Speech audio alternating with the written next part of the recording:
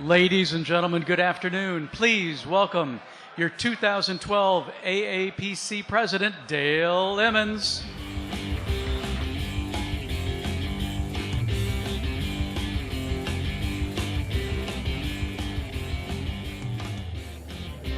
Welcome to our Hall of Fame luncheon.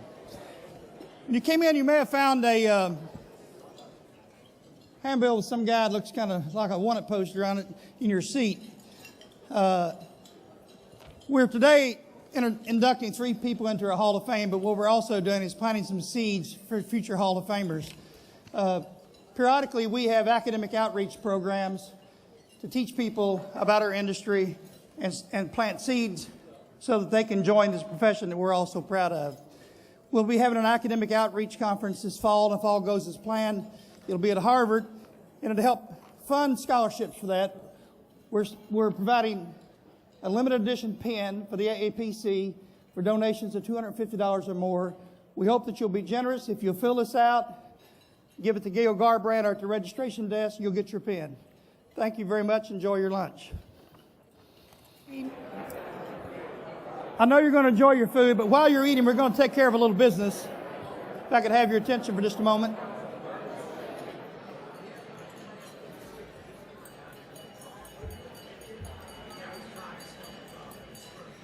If I could have your attention for just a moment while you're eating, we're going to take care of some business.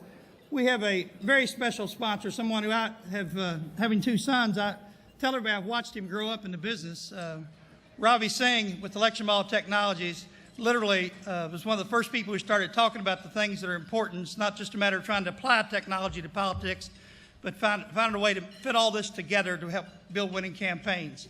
But for the past decade, he's been a loyal and devoted AAPC member, somebody we're really proud to be associated with. Ravi, would you come up, please?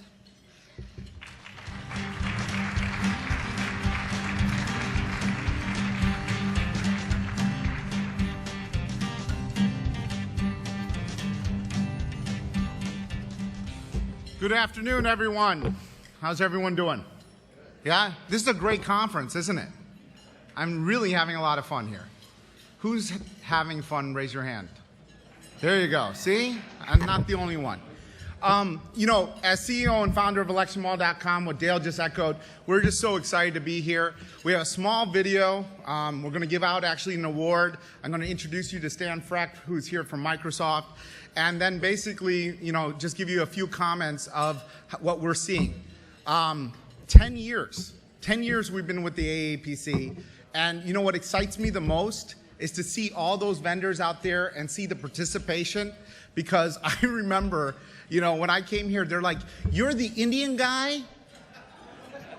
Are you from India?" No, I was born in Chicago. They're like, but you don't have an accent.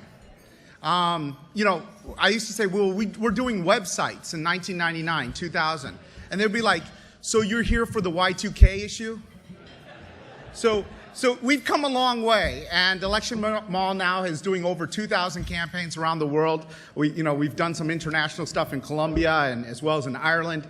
And this video is with Ed Engel at the Microsoft headquarters, and I thought this would be a great introduction because it's a 2.5-minute video, so if you guys could just sort of look at this and watch this propaganda, that would be great.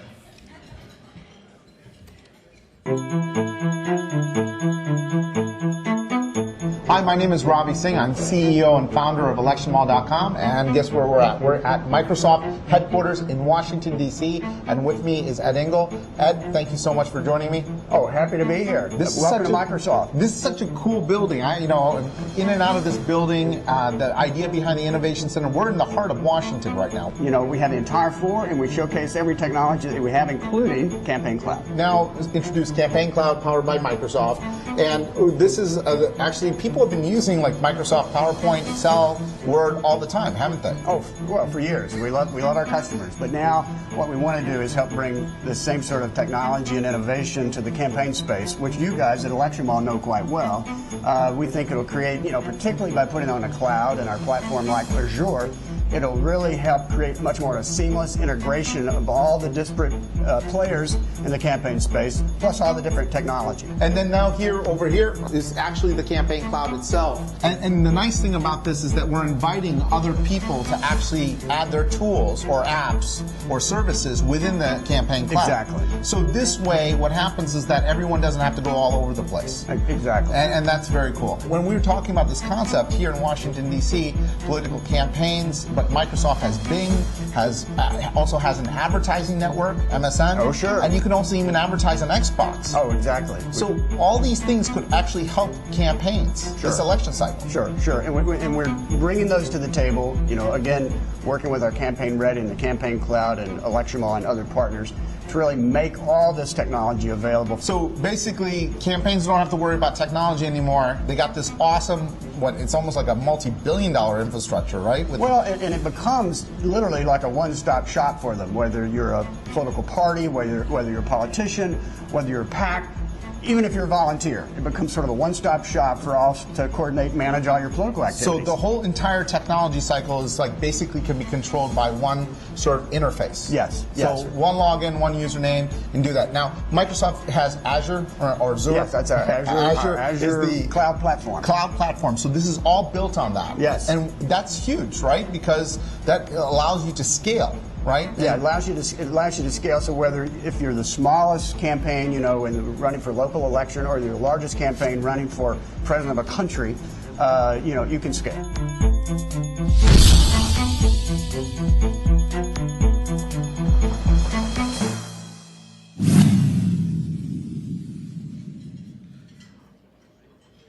So,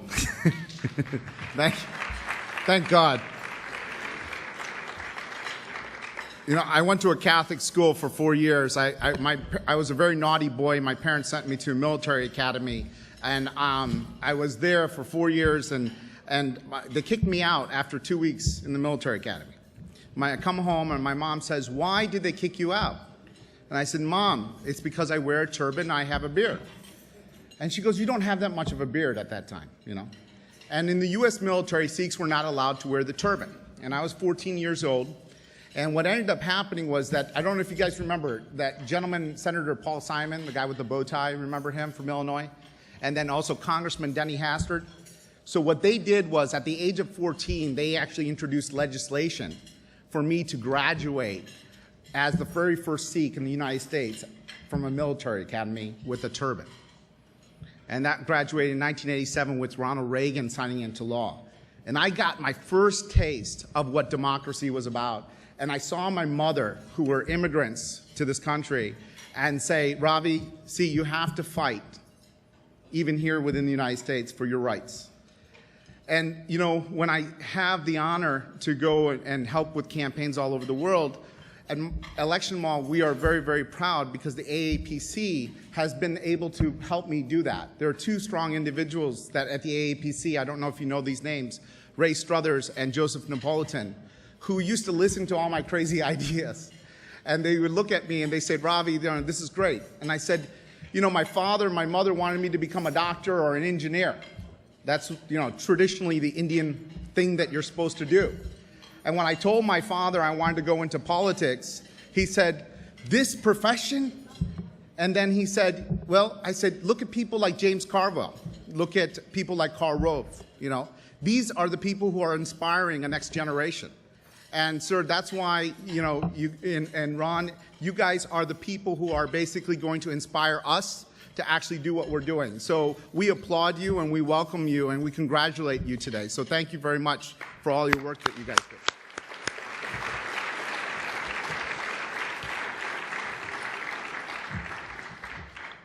I stand here in front of you today, with one computer that we started in 1999. With the vision that we could actually empower and increase political participation via technology. That was the vision. 10 years later, Election Mall now has one of the largest partners, Microsoft, that we're honored to have here, who have helped us build a product called Campaign Cloud. It's like a dream come true. It's like the American dream that you hear about, and we're so excited. We announced the partnership in 2010, and here with me is Stan Freck, Director of Civic Innovation, and also is the lead for the campaign and election industry for Microsoft. Can we welcome him real quickly?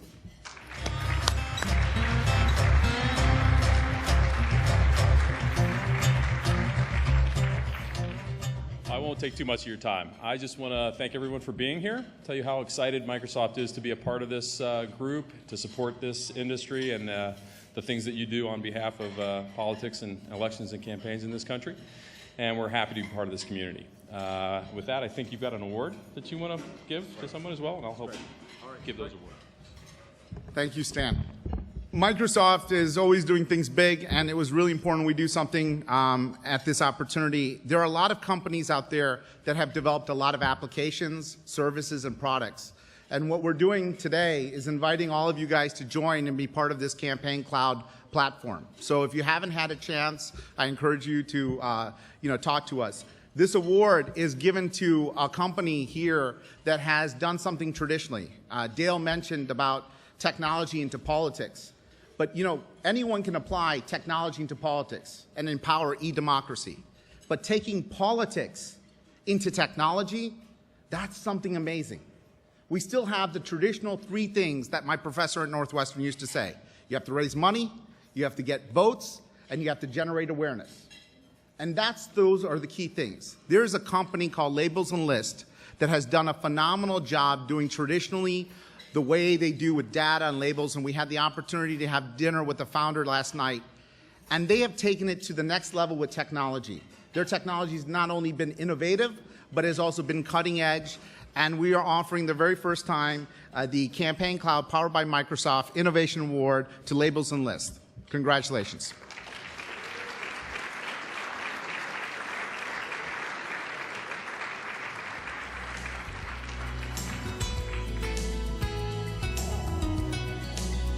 Tracy's wobbling.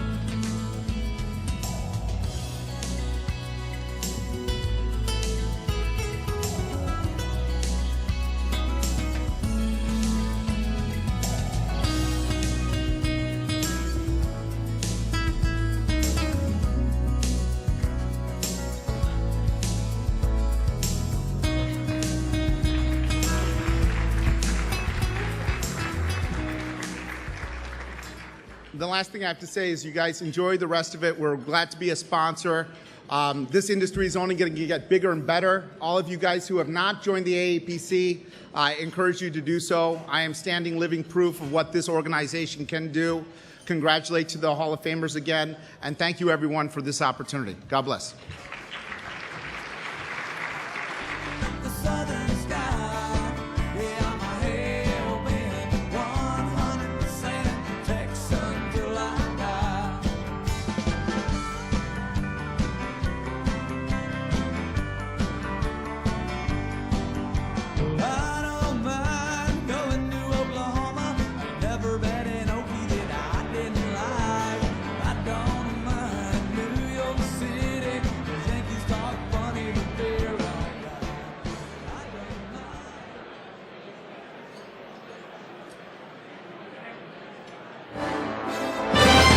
This is CNN Breaking News. I'm Wolf Blitzer in the Situation Room. We're following major breaking news, unbelievable news. The world has never seen anything like this before. Two CNN political analysts. We're talking about James Carville and Paul Begala. They are both being inducted into the American Association of Political Consultants Hall of Fame. Wow! Who even knew such an organization existed? I had no idea. I suspect no one had any idea. This is the most secretive organization I have ever heard of, the American Association of Political Consultants. But Paul and James, no one deserves this more than you do. We congratulate you. Keep up the excellent work. Who knows? Someday you'll be inducted in some other Hall of Fames, I'm sure, as well. We return now to our regular broadcasting. I'm Wolf Blitzer in the Situation Room.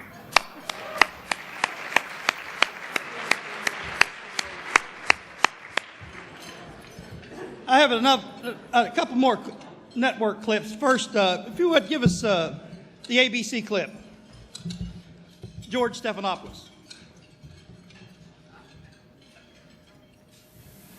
When I first heard that you were inducting James Carville, Paul Begala, and Karl Rove into the Political Consultants Hall of Fame all on the same night, all tonight, my first reaction was, what took you so long? all three men have served their country, their parties, and their presidents. They've served them well. They've been incredibly successful, and I congratulate all of them. But I want a special word of appreciation for my good friends, James and Paul. Paul and I started working together when we were kids back in Dick Gephardt's office way too long ago than I care to admit. And I first met James at Paul's 30th birthday party next to the bar. And these men have never stopped impressing me as friends, as brilliant political minds, as patriots as well. James, I think, is like a human tuning fork. He can tune in intuitively to what people are thinking about, what's going to move them in an election. Paul is the man, I think, with the fastest fingers at a keyboard I've ever seen, and a heart as big as the Mississippi River. They are my good friends. What they both do so well is put their mind and their heart and their soul into their work, and it shows. They've had great success. I congratulate them on that. Wish I could be there with you tonight. Have a great night. Hey Paul, this is Bob Casey congratulating you on being named to the Hall of Fame. We're so happy about this news, and I want you to know something. Because of all the great work you did for Governor Casey and for me and so many other candidates in Pennsylvania, you've always been in our Hall of Fame, our family and the family of Pennsylvania. Congratulations, and one of the reasons that I know you've done so well is because you've always understood how people struggle and the obstacles they have in their lives. That's why we're Democrats, and that's why you've always been an effective and capable political consultant, but also you've been a very good friend, and I'm grateful for your help. Congratulations.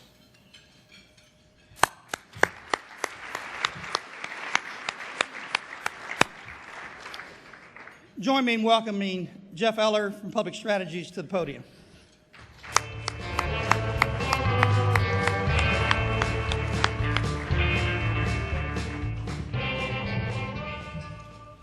On behalf of Jack Martin, Mark McKinnon, and all of us at Public Strategies, I want to thank you for being here in Austin. I can think of no better group that symbolizes our desire to keep Austin weird. I'm honored to be here today to introduce my friend Paul Begala on his much-deserved entry into your AAPC Hall of Fame. You all know Paul from his commentary on CNN, his best-selling books, his well-documented electoral successes. I know him as a calming presence when I was at the DSCC when he was part of the Harris-Wofford team. James wasn't as calm. That's the beauty of their unique partnership. I know him as that voice from the tarmac or the wings of the stage or the holding room on those war room calls in 1992. And I know him as the guy whose office I used to sit in for inspiration and guidance when he worked for Public Strategies so many years ago. He is one of the most talented strategists among us and a truly gifted and persuasive writer. He is well deserving of the honor today. I could illustrate all of that by sharing with you some testimonials from Paul's colleagues at Georgetown, where he is an affiliated professor of public policy, or from folks at CNN, or I could relay some stories of high-level conversations at the Clinton White House where Paul dazzled. But I'm going to tell you a different story. Every one of us in this room at some point in time, usually in a fit of anger, has been assaulted with this phrase: if you're so damn smart, tell me how many people have voted for you and how many elections have you won with your name on the ballot. Paul can answer both questions, sort of. At one time, right here in Austin, Texas, Paul Begala aspired to hold elective office. He was a student at the University of Texas. When it came time to run for student body president, Paul wanted in. Unfortunately, a fellow student, the then editor of the Daily Texan, Mark McKinnon, stood in his way. Mark had successfully spearheaded an effort to pass a referendum abolishing student government. Pollie, not to be outdone by a songwriting anarchist, my God, times have certainly changed, was able to reestablish the student government with a referendum of his own. Now, as you can imagine, everyone was shocked, I may say, when Paul announced his candidacy for student body president shortly thereafter. As a social experiment, and more potently as retribution, McKinnon and the Daily Texan staff ran a cartoon character named Hank the Hallucination against Pollie for student body president. And they beat him. Bad. Now, before I get to the part about where I testify to Paul Savian, I want you to think about that for just a minute. Paul Begala, a proven political mind, was whipped soundly and with distinction by a cartoon character named Hank the Hallucination. Not to be done by the comedians at the Daily Texan, Paul got on the phone quickly with the cartoonist responsible for Hank's creation. After a lunch meeting held that included an undisclosed amount of alcohol, he came to an understanding with the artist. The terms of this understanding are a mystery to this day. But the next morning, the campus was shocked to see in the Daily Texan that Hank the Hallucination had been assassinated. And Paul, by default, assumed the office of student body president of the University of Texas. You need to find McKinnon, listen to his version. In typical McKinnon fashion, he adds a bit of flair that I cannot properly convey. While at UT, Paul helped organize a service for women called Students for Rape Elimination.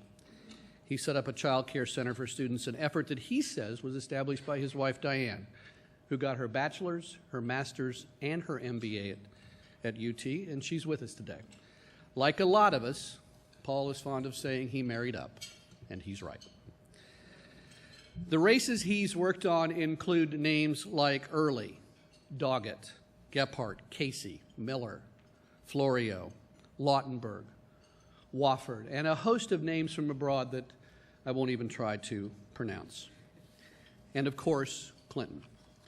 He is uniquely suited for the role he plays today in creating and guiding our national dialogue. It's a role that is rooted in experience, a heartfelt desire to change things for the better, and a truly wicked sense of humor. It's an honor to call him my friend, Paul Begala, your honoree into the AAPC Hall of Fame.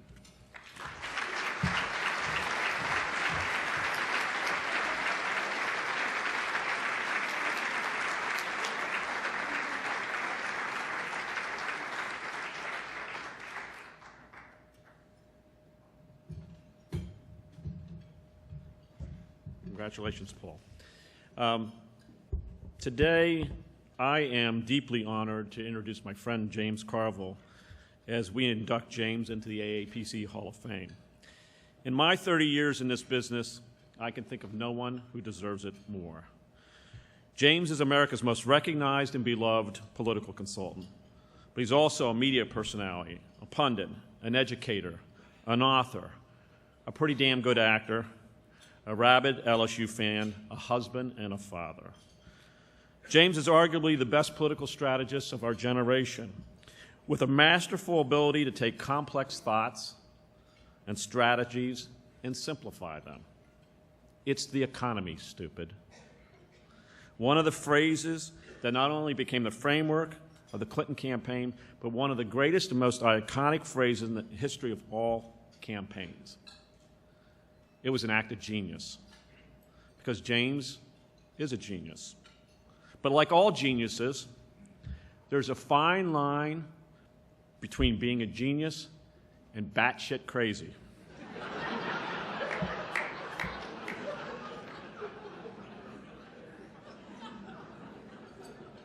And that's why we love him so much. The stuff that just pours out of his mouth. I suggest you go to Google and just type in James Carville quotes, but here are a few classics. Drag a $100 bill through a trailer park, and there's no telling what you'll find. When your opponent is drowning, throw them an anvil. I was against gay marriage before I realized I didn't have to get one.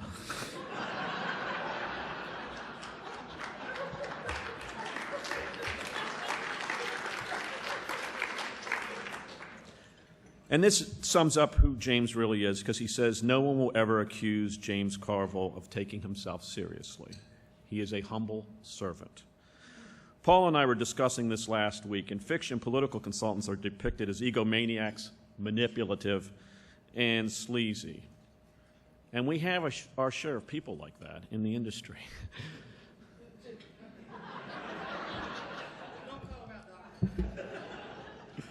But in the Oscar-winning documentary, The War Room, you see the best of our profession, the kind of a consultant we all strive to be. You see James at work, a man of principle, unbridled passion, fighting to exhaustion. Now, the campaign made James an overnight sensation, but the real James Carville story is different. He had been a Marine, and by his own admission, a pretty shitty attorney. He got into the business of politics, and he wasn't much better. He lost a campaign in Louisiana, lost another one in Louisiana, lost one in Virginia. And in 1984, here in Texas, lost the Lloyd Doggett race, one of the worst defeats ever. Suddenly, he found himself around 40 years old. Things weren't going too well. No money. He was living with Paul, a decade of politics. Not much in the way of prospects. A lesser man would have quit. I actually would like to say a man with a half a brain would have quit. But not James. He would not taste victory in politics till he was 42 years old. He came to Pennsylvania, met a guy named Bob Casey. Now, these two guys are the exact opposites, okay, the exact opposite.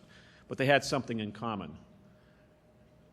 They were fighters, and Casey was a loser also. He had lost 3 times. Now, you may not know this, James, but I'm told the interview was not going well for the job of campaign manager. And Casey finally asked the $64,000 question. And Casey was sort of a guy like Gary Cooper. He didn't talk much. He just stared at you. That's how he communicated. He asked the $64,000 question is, why should I hire a guy like you who's never won a campaign? James said, as only he could say, Mr. Casey, we're like the 2 ugly kids who don't have dates to the senior ball. I think we should go to the dance together. And boy, did they dance. An upset victory Paul and James brought for Casey. And then they tore through the bracket. They went to Kentucky and took an unknown Wallace Wilkinson from 5% to the governor's mansion. They resurrected Senator Frank Lautenberg's campaign in New Jersey. They did not resurrect Senator Frank Lautenberg, his campaign. They proved that a moderate could win in Georgia with Governor Zell Miller. And they came back to Pennsylvania, one of the biggest upsets, directed Harris Wofford's campaign from 40 points down. And then they packed their bags and went to Little Rock. That's what I loved about you guys. Boots on the ground. You didn't phone it in from Washington. You went there and did it. And in the course of that, directed Bill Clinton's amazing victory. And we have a video of the speech that James gave the night before the victory to the staff, and I'd like to just play that real quick.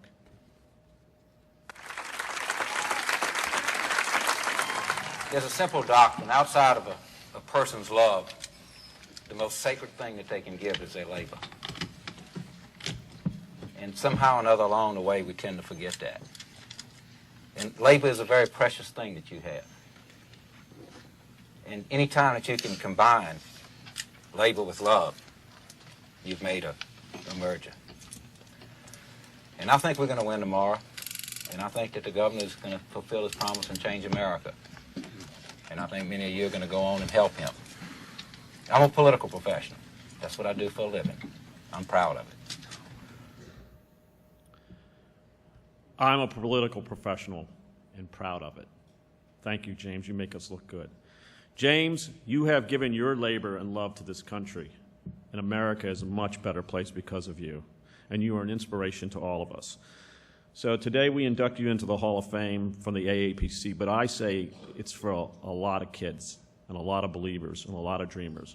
On behalf of every kid who's ever packed a bag and went to Iowa, or trudged through that snow in New Hampshire, or slept on a couch in some godforsaken place, or ate ramen noodles for 2 weeks going straight, or begged for gas money so they could get to the next town and help their candidate in the next gig, you're the greatest example that if you believe in your candidates, believe in your cause, and work like hell, you can make a difference. Ladies and gentlemen, our Hall of Fame, the Raging Cajun, the one and only James Carville.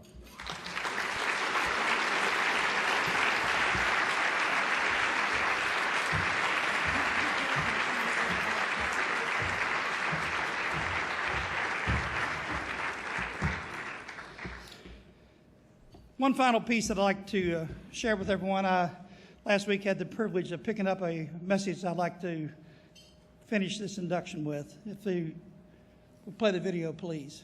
Lower the lights. Ladies and gentlemen, President Bill Clinton. I really wish I could be there in person for this celebration. But I'm glad to join you this way in honoring my friends James Carville and Paul Begala as they're inducted into the AAPC Hall of Fame. James and Paul first joined the campaign in early 1992. Back then, they were, as I was, part of a rare breed in the world of politics, white Southern Democrats. And they brought energy, focus, and instant credibility to my fledgling campaign. They also brought an unbelievable spirit of loyalty and a never-say-die attitude that is one of the better characteristics of our culture. I'll always be grateful for what they did then and for their ongoing commitment to building the America we all believed in and we still believe in for our children. For the last decade, James and Paul have continued to provide invaluable counsel and advice to me, and I'd probably be a lot better off if I'd taken more of it. They also have kept me laughing. And maybe it's a good thing that I'm not there tonight because I couldn't resist the chance to poke just a little fun at them. I love, though, more than anything, how passionate they are about what they believe in, how hard they fight to see it come to pass, and how deeply they have proven through their own examples the importance of faith and family and work and of dialogue and cooperation in the political process.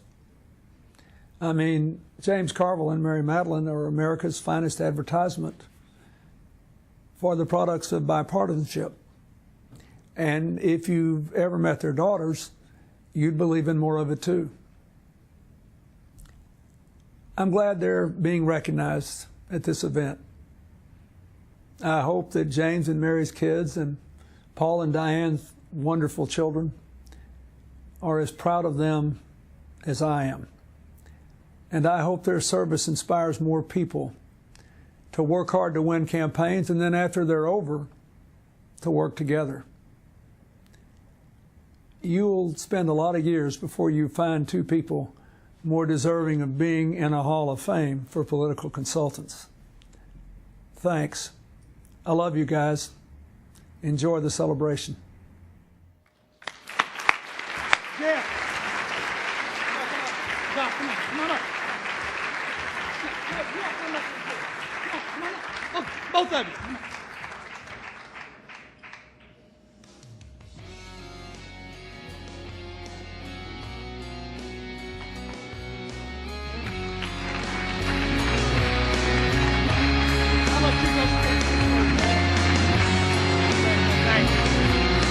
Doc, thank you very much. You want to go first? I'm all right. Thank you.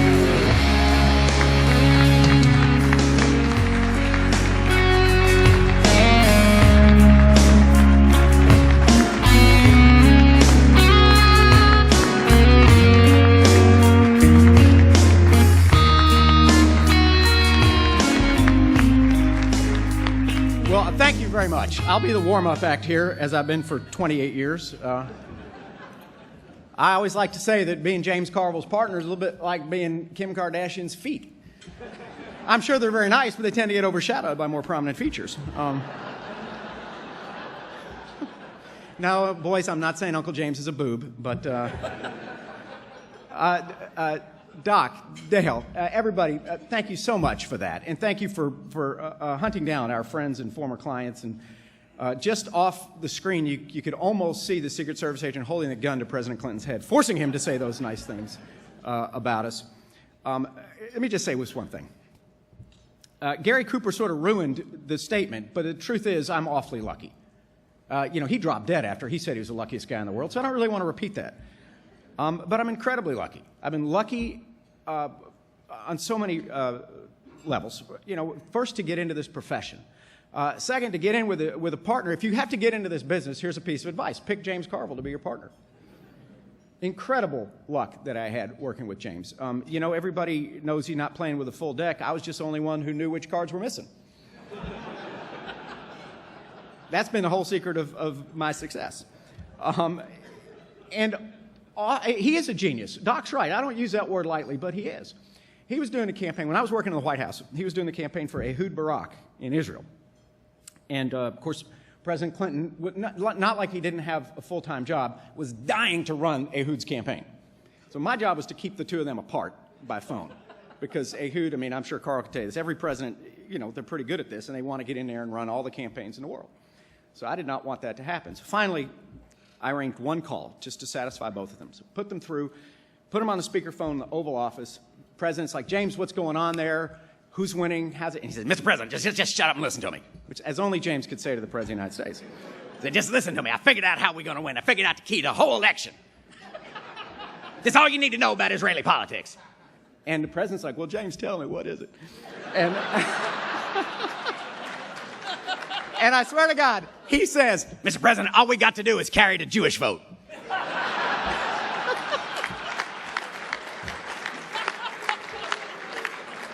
For this, he gets inducted into the Hall of Fame. I also want to say a word about Brother Rove.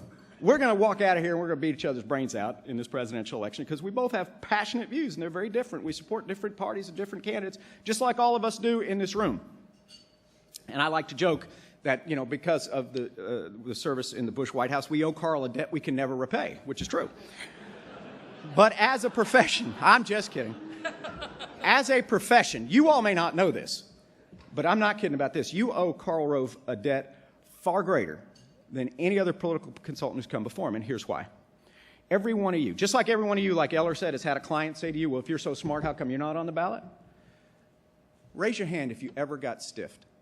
If some client ever failed to pay like she or he promised. Every bloody hand in this room is going up, right? Because we're consultants, we're political consultants, we're Untermensch, we're scum, right? You know what happened in one race? And I won't say which one because I'll protect the person's identity. But Rove had a client who gave his word to pay him. Carl worked his heart out for that client and did great work, and then the client stiffed him. And it's happened to me. My wife's engagement ring was bought with money that was supposed to be from a win bonus that the guy then didn't pay us.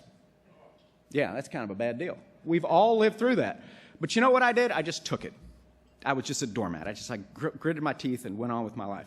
You know what Carl did when he got cheated? When he was stolen from, you know what he did? He stood up and he sued and he won and he defended your right to get paid an honest wage for honorable work. And I do admire that, Carl, and every one of us owes you for that.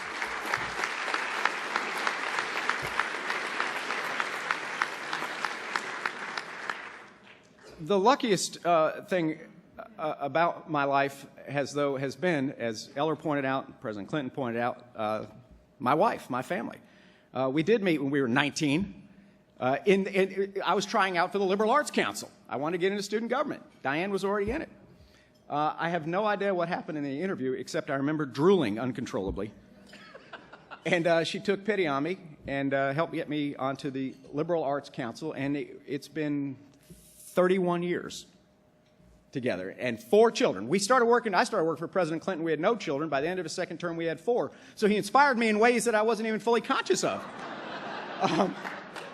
And every one of our children has a political pedigree. Our oldest, John Paul, was born in the middle of that campaign. I was getting on the bus with Bill Clinton for our first bus tour after that convention, and he grabbed me by the collar and he pulled me off the bus. He said, no, you're going to go home, because my wife was due. And he said, you are going to be there when that baby is born. And I know you love this campaign and you love me, but you will never forgive yourself. And he started tearing up. And he said, when Chelsea was born, on the day she was born, he held her in his arms. And he said, I was able to do something my father never did. And he said, and you are going to have that experience. And he sent me home in the middle of that campaign. John Paul was born. Then William Travis, born here in Austin, was born when I thought I was out of politics. I was working with Eller at Public Strategies and teaching at the university. And our Billy was born here, and so we named him William Travis after one of the great heroes or the Alamo. Charles Dean Begala was born when I was working in the White House. And so he was actually in the clips for the President of the United States on the day he came into this world. And Patrick Aaron, our fourth, was born days before the Republican convention of 2000, and we had to induce the labor to make sure I could be there for it and still go and cover the convention with the Republicans. Every one of my boys has a political pedigree, and they are the light of my life, as is Diane. And then finally, these clients. You know, it's really easy to be a good jockey if you got secretariat. And the people who I've been able to work for, from Dick Gephardt to Harris Wofford to Bob Casey, the governor, Bob Casey, the senator, and especially President Clinton, they all make you look good. And I want to share one thought about this profession. Bobby Kennedy said this. And when I was a kid, I don't know if you were like this, I had posters of football players and Joe Namath and Muhammad Ali and stuff like that. I was a sports nut, but I also had a huge poster of RFK. He was my hero. That's who I wanted to grow up to be like. And here's what he said. An honorable profession calls forth the chance for responsibility and the opportunity for achievement. Against these measures, politics is a truly exciting adventure. And that is how Senator Kennedy decided to spend his life. That's how he gave his life. And a whole lot of other people, too. And you know what? This is an honorable, exciting, and very consequential profession. And I am honored to call myself a political consultant with you. God bless you. Thank you very much.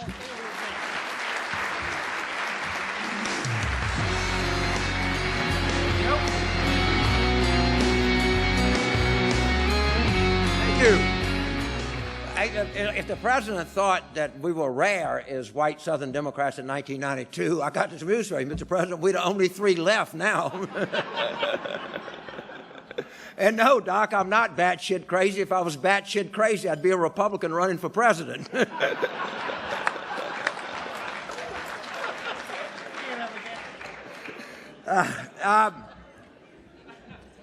Carl, I would say to you what I think is that I will give you the highest accolade I've ever seen another professional give another professional. And that was what Bum Phillips said of Don Shula. He could take his'n and beat yourn, or he could take yourn and beat his'n. And I mean this, and I've said it in Time magazine, I've on record, the 2004 Bush campaign. Prior to that, I thought the best presidential campaign I'd ever seen was the 76 Ford campaign, actually, until the 2004 Bush campaign. It was the best presidential campaign I've ever seen. And it was all yours. You deserve credit for it, and you deserve to be here today. And Paul and I are honored to share the dais with you and be part of this. Thank you very much.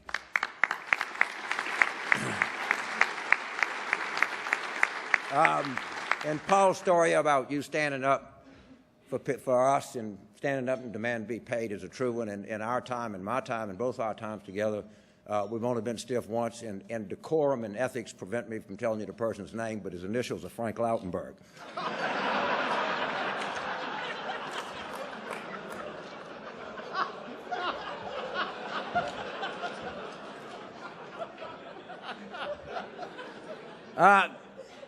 Boys, Diane, Uncle James is here because of your daddy, period. End of story. Don't try to make anything else more to it. Over 30 years ago, that Labor Day weekend right here in Austin, Texas, when I walked into my first meeting, I said, Ben, this guy is like extraordinary.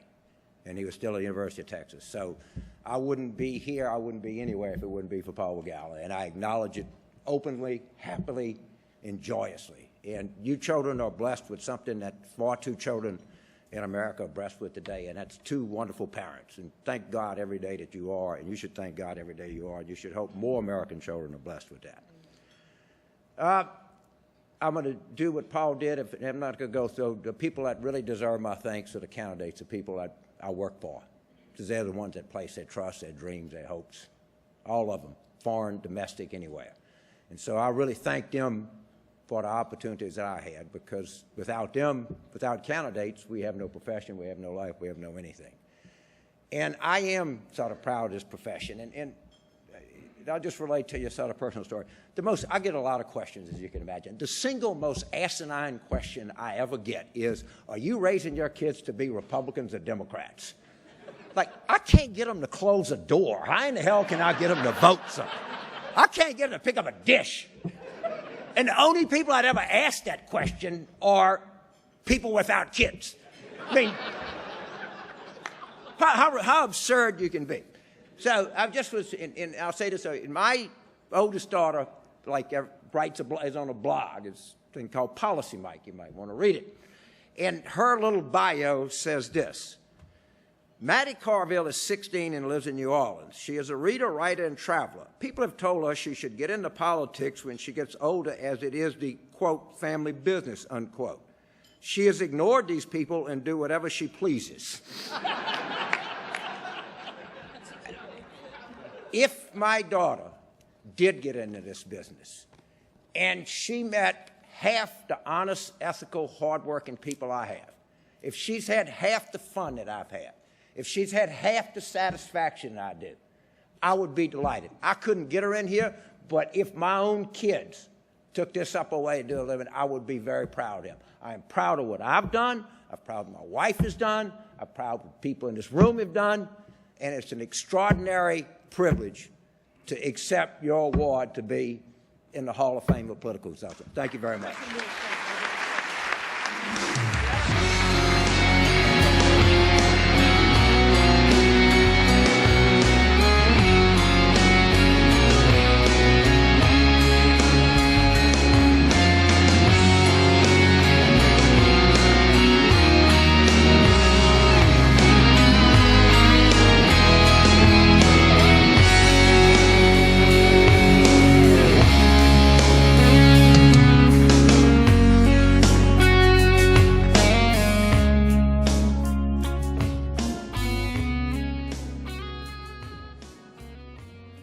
I have the good fortune of having a fabulous vice president, the AAPC, Art Hackney from Alaska, outstanding Republican consultant, and I would like to ask you to join me in welcoming him to the podium.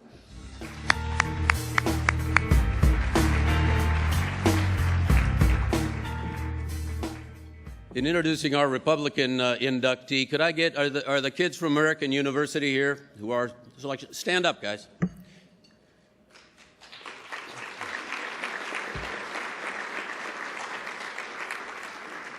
I want to tell you, our inductee is one of you. Our inductee is one of you, and I would suggest humbly that you pay close attention to his career. You'll hear a little bit about it this afternoon, because 30 years from now, one of you may be standing here if you follow the model that he set, because it's a pretty stunning one. You Google, to our Google friends here, if you Google Karl Rove, you're going to get 5 million some odd hits. But there's something that you guys have even missed. It's something that was invented by our inductee. It's called the Tablet of Truth. You'll see it. Over 100 million people have seen this in our inductee's hands. Something you guys should pay attention to and work into your repertoire. I'm also going to give a very, very good bit of advice to those of you. We are going to walk out of here and fight each other tooth and nail. And I'm going to give you a little advice. You got a president who's in a lot of trouble. Our inductee is his greatest success story. I advise you to produce ads. 2,000% economic growth. This man had a great career. It's grown 2,000% under Barack Obama. Now, that's something you can run on. That's an economic achievement. I encourage you to do it. But to hear more about this man's story, I'd like to introduce one of his closest friends, inheritor of his business here in Austin, Austin's own Todd Olson.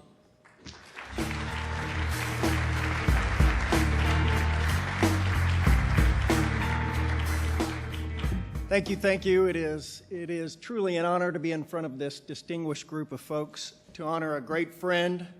I went to work for Karl pretty much straight out of college. It was 1986. It was year 6 of a 2-term presidency, and it was an election cycle that was predicted to be a killer for Republicans. But in Texas, we reelected Karl's mentor, the rough and often outspoken Governor Bill Clements, to the governor's office. Each of the other 26 statewide offices in Texas at that time were held by Democrats. Texas was a solidly blue state. It was a rough and tumble time.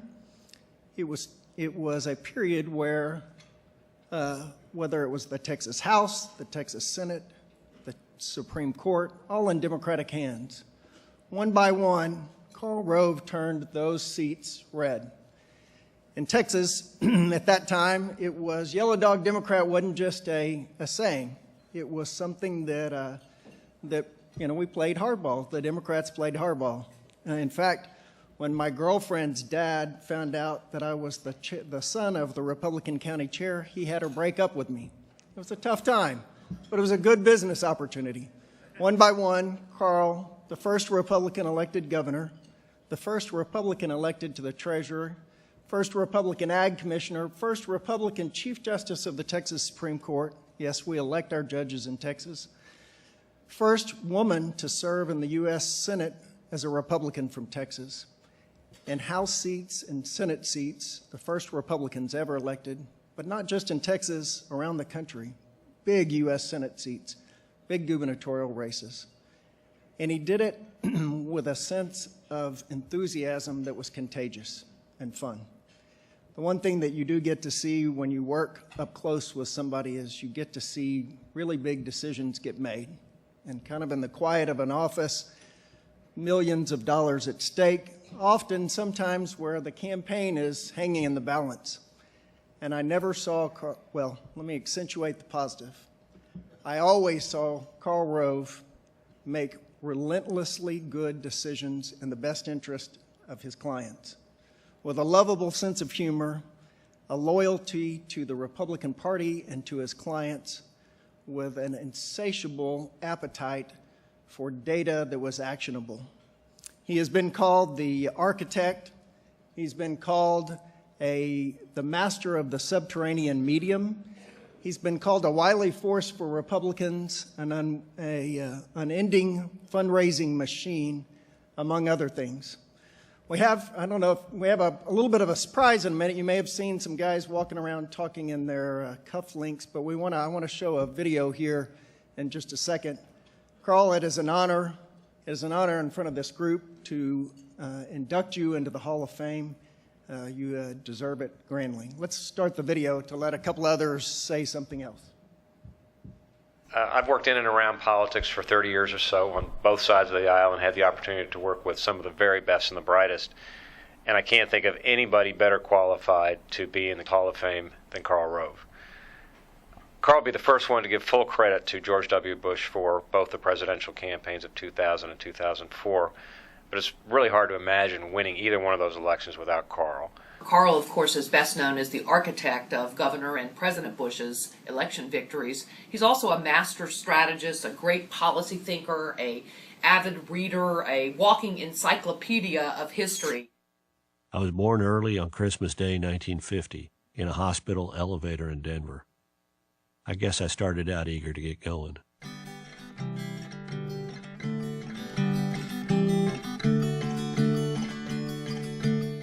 To her credit, Mom became an Avon lady, and my brother and I became experts at bagging orders.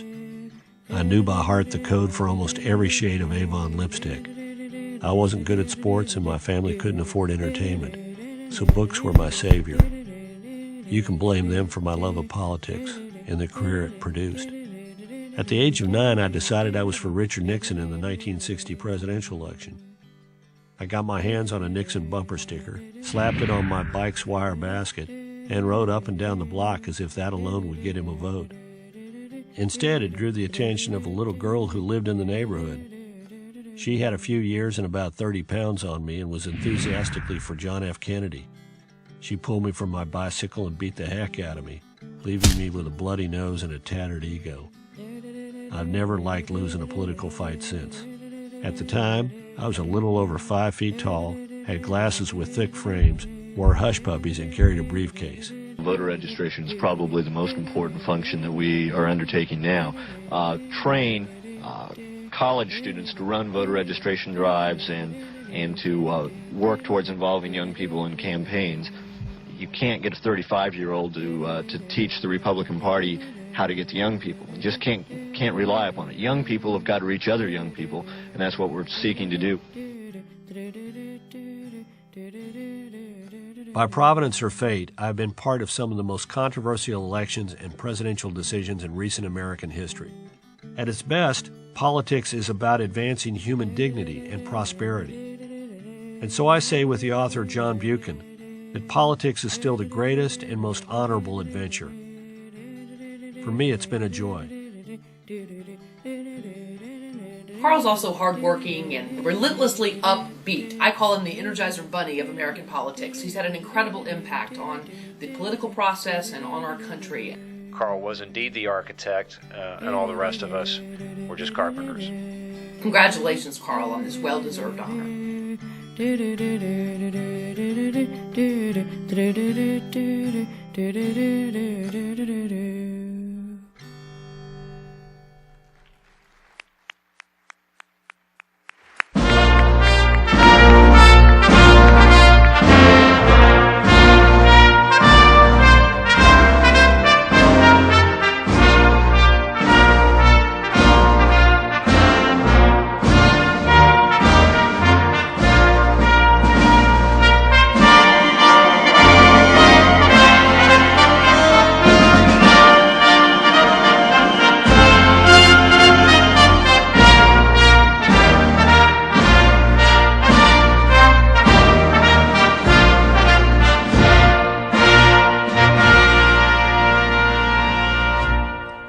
Thank you.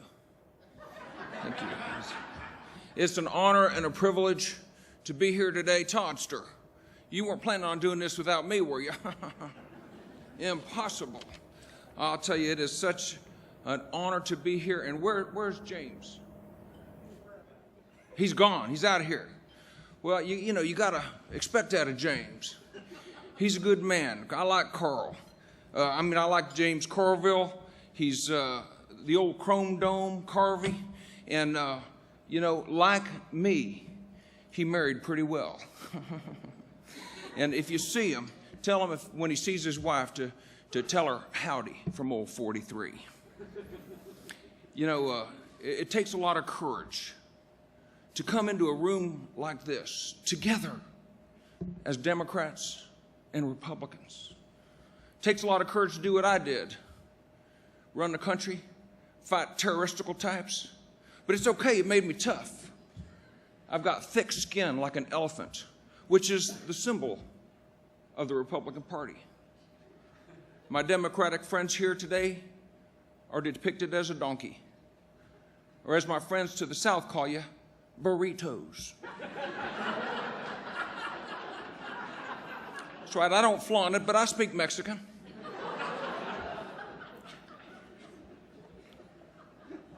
Feliz Navidad. You know, if it weren't for men like James and Paul, and especially Carl, there's no way that guys like me would have a chance. Without the strategical types, the geniuses could go nowhere. You know, it's all right.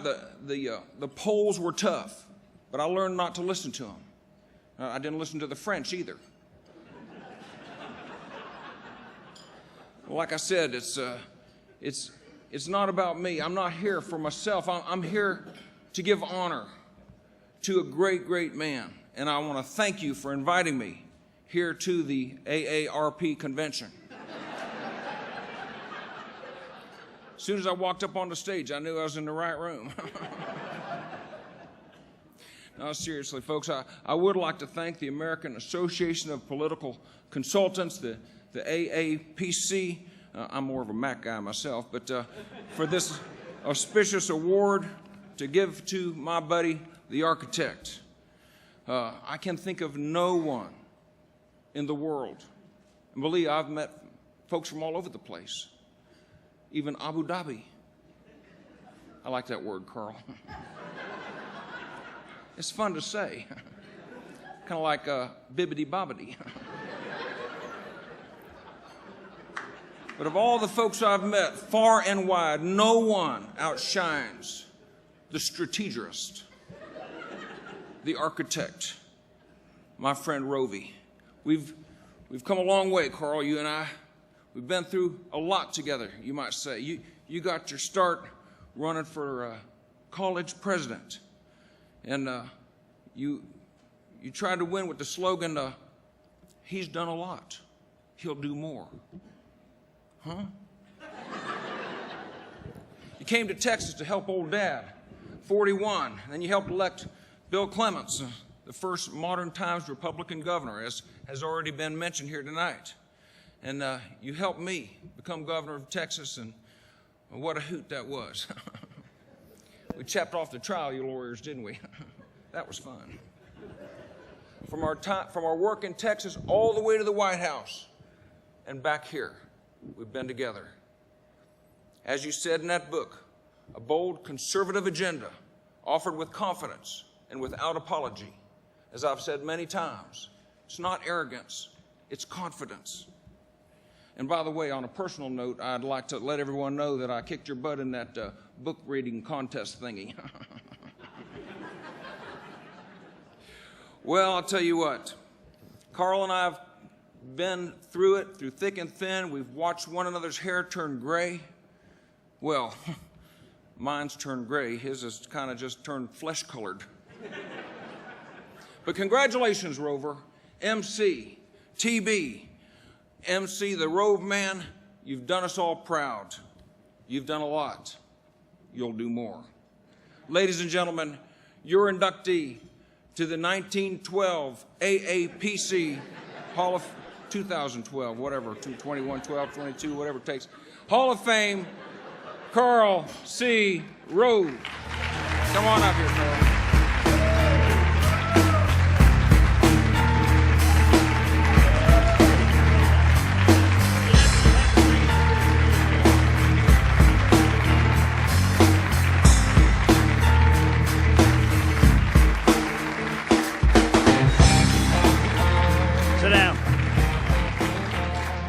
Thank you, Mr. President. And I kicked your ass in the reading contest. Your pathetic excuse was that you had a real job. You were the leader of the free world. Well, first of all, I want to thank the AAPC for this honor and welcome you to Austin. It's sort of ironic you'd be here in Austin. It's a deep blue town in a red state. But as Todd alluded to, it was a little bit different when I came here. I came to Texas and went to work for the senior Republican in the Texas House of Representatives. Out of 150, we had 16. And we had just come through an election in which we had doubled our strength in the state Senate. We had had a fantastic election. We'd gone from 1 to 2 out of 31. We had Walter Mad Dog Mingdon and O.H. Ike Harris. Those of you who are not from Texas, as Paul can tell you, you need to have 3 or 4 names in order to get elected. You'll notice he set up his boys that way, William Travis Begala. I want to thank Paul for his kind comments. Paul, you're right. It wasn't exactly the easiest call. The bank accounts weren't very big, and the guy I assumed was the former Attorney General of the United States, but I appreciate your kind words. But I just have one thing, Paul. Where the hell was your check to help pay the legal bills? You owe me so much. I remember you giving me $5, man. I'm sorry James is gone. You know, I've known Mary for a long time, and I'd sort of seen James. But since I left the White House, James and I have gone out on the lecture circuit, which is sort of like white-collar interstate larceny, and nobody chases you from state to state. And I've gotten to be quite fond of James. We have a lot of fun together. We have big arguments, but I really like the guy. He's the weirdest human being I've ever met in my life. And he's a really decent guy. But the first time we did this big debate at Madison Square, at Radio City Music Hall, sponsored by Madison Square Garden Productions. And so it's the big, huge, the biggest thing, you know, and it's New York and everything. And I come in, I'm sort of nervous, so I show up early, and the impresario in charge of the event says, I'd like you to sign 10 posters and 10 programs as sort of gifts to our major underwriters. I said, fine. Took out the Sharpie. I can sign my name in 3 seconds or less, so that just took about a minute. James comes in about 5 minutes to go, skinny jeans, shiny dome, cup of coffee. He's got the Starbucks coffee in his hand. The impresario says, we'd like you to sign 10 posters and 10 programs. And James says, 10? I said it's a 5. I'm signing 5. I'm not signing 10. I'm signing 5. So we go out and we're doing the debate. I'm trying to be Mr. Thoughtful, sort of Mr. Reasonable. This is not, downtown New York, not exactly my crowd. So I'm being really Mr. Thoughtful. And James says, we get to talking about President Obama. I'm taking a 2x4 to him, a thoughtful way, of course. And James says, out of the blue, well, as I told Hillary, if she'd give him one of her balls, then both of them would have two. And I thought, this is going to be one weird debate tour we're doing together. But he's a really fine fella, and he really loves our country, and he really, really loves his wife and kids. And it comes through in every moment you're around him, and I really admire him for that. I want to thank Todd for his kind words. Todd and I have known each other a long time. In 1999, Bush said when he got ready to run for president, he said, get rid of your business. He said, I don't want you to worry about anything except my campaign. I'd spent 18 years building it. Not exactly the easiest thing to do, to give up something like that. And they said Todd inherited it. In Todd's defense, he bought it. Of course, he bought it for far less than it was worth. I remember with the negotiations, my best friend sat down with Todd and said, well, here's how much we'd like you to pay for it. And, oh, my God. And my friend said, well, yeah, but you'll be doing Bush's presidential campaign, all the mail, all the fundraising and voter contact mail. So finally they agreed on a price. Son of a bitch paid the note off a year early. He made so much money. But as I look around the room, I see a bunch of us that when I started out here, and look, they hunted us with dogs here in Austin. If you're a Republican, they hunted us with dogs. The only reason I didn't get killed was that George Christian, Lyndon Johnson's press secretary, took a liking to me and took me under his wing. But I mean, this was a tough town for Republicans. And I see a lot of people who were around at that time. Back there, Bobby Thomas, he was working for his father-in-law, actually, Mr. Pond. And he was the guy who would deliver the typesetting for our direct mail pieces. This is before the personal computer. And Bob said to me, he said, I want to start my own printing company, and I'd like you to be my first client. Smartest decision I ever made. Then we had trouble getting our mail out, so there was this guy who was running the folding machine at a printing company here in Austin that was owned by this guy. The guy in charge of the printing company would disappear for months at a time. He'd take the profits of the company and go to New Orleans and gamble. And this guy was in charge of the folding machine, and Bob and I thought he was a pretty sharp guy, Victor Abadjawadi. Try saying that 5 times fast.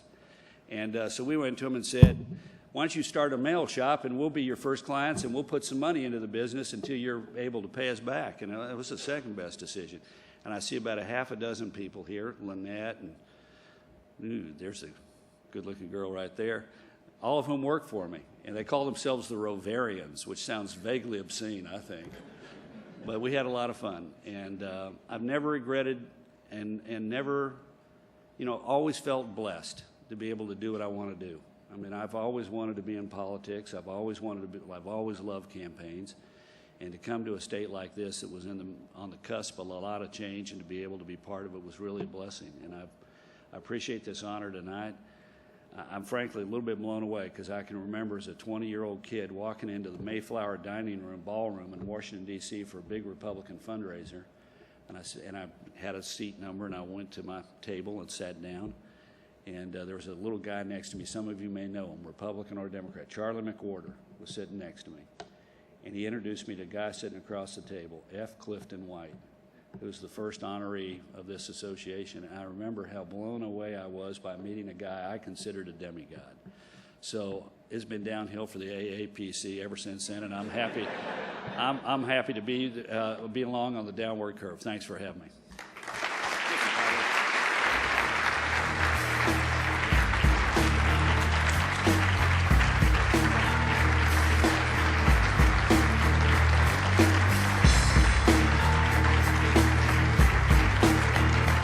Carl, the first Republican inductee into the Hall of Fame was your friend, Lee Atwater. And that was almost 30 years ago. And I would reckon that 30 years from now, maybe one of these kids here will be up here invoking your name. Congratulations.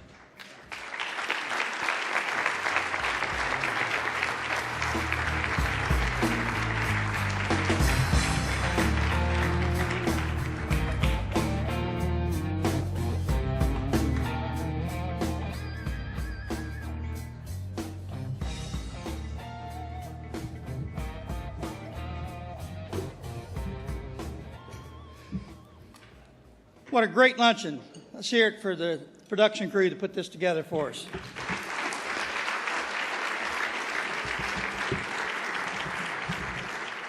I have one last final piece of business. We have the good fortune of having a couple of books signed by our honorees. We're going to put these at the registration desk, and we'll have a silent auction. You can keep bidding until the dinner tonight. If you'd like to have this, they've signed and autographed each of them. So I hope you'll do that. The proceeds from this will go to our academic outreach conference. Thank you, and you're now dismissed.